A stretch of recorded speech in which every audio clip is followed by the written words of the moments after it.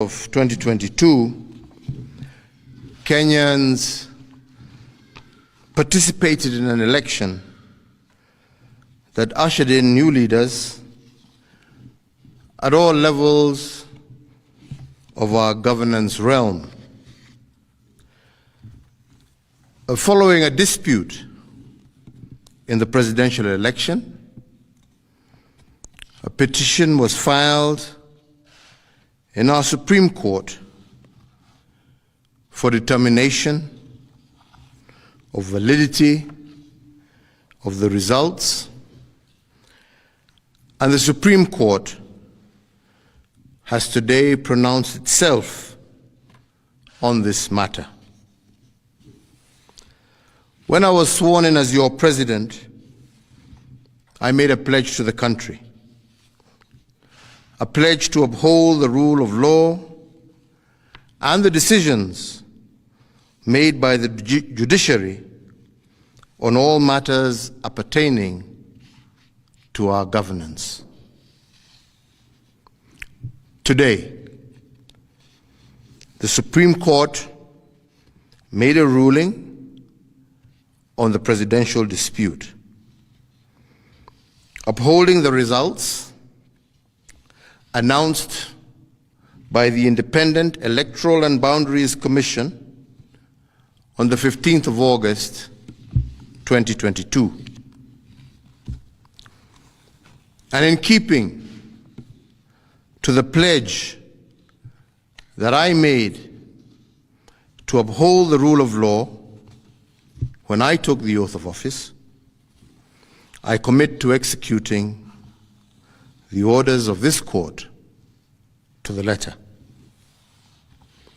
The process of handing over is in progress through the Assumption of Office Committee, which actually has already begun its work as of August 10th, 2022.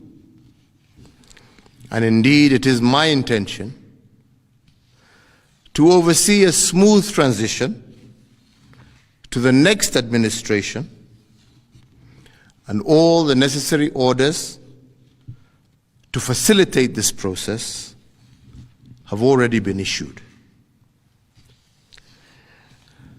And because democracy is a work in progress, I urge the country to respect the institutions that midwife our new leaders.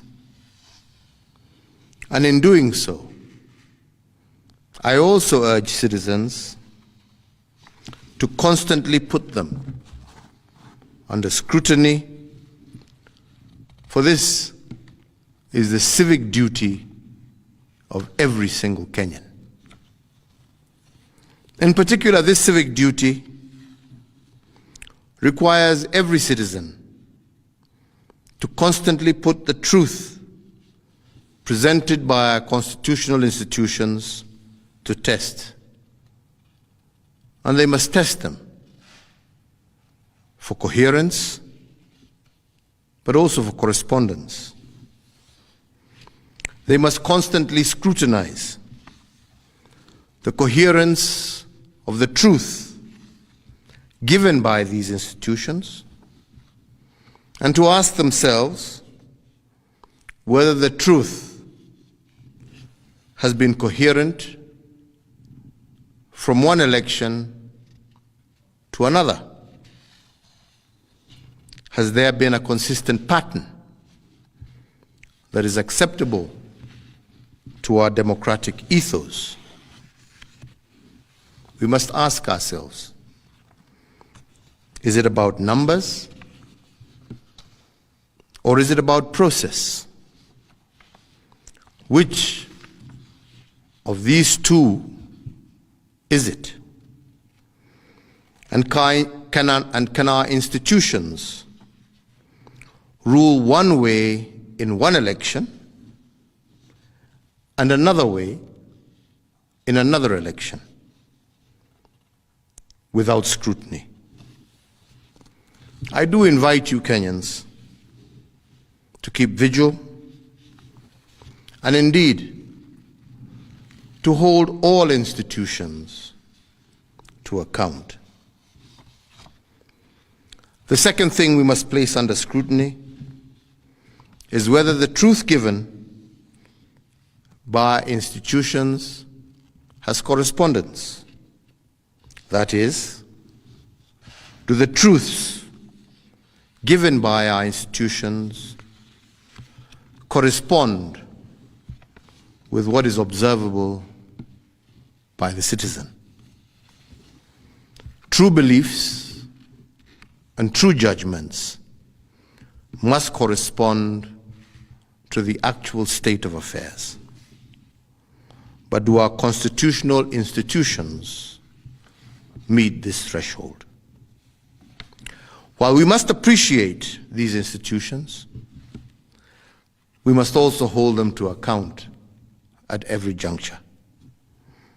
And their truth has to be consistent and coherent. This is the only way we will build our democracy. I want to take this opportunity to thank every single Kenyan for holding a peaceful election. And for this, I want to thank God, and I want to thank our political parties, but I also want to thank every single individual Kenyan for bringing us thus far.